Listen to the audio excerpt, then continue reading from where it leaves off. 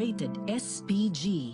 Ito ay nangangailangan ng striktong patnubay at gabay ng magulang dahil sa mga sensitibong tema at eksena na hindi angkop sa mga bata.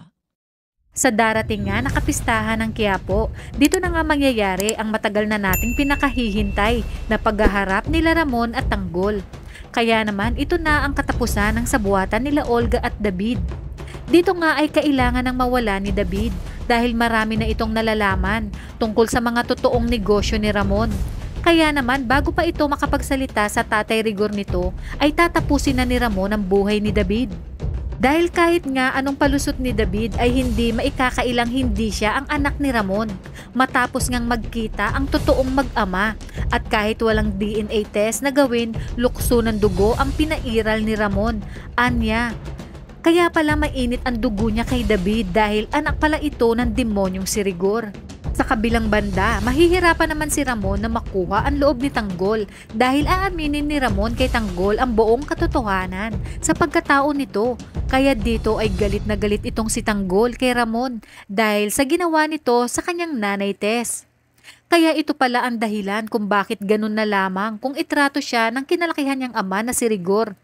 Dagdag pa ni Tanggol na siya umano ang pumasan ng kalbaryo ng cross na kagagawan ni Ramon. Ang punot dulo ng lahat.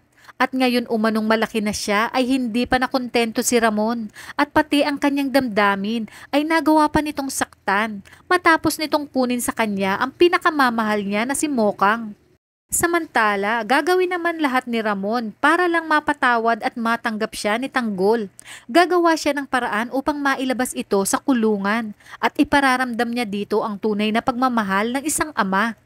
Labis-labis ang kanyang paghingi ng tawad dahil wala umano siyang kaalam-alam na si Mokang ay siyang babaeng mahal ni Tanggol at lahat umano ito ay nangyari dahil sa kagawgawan ni Olga. Kung saan pinaniwala niya na si David ang kanyang tunay na anak.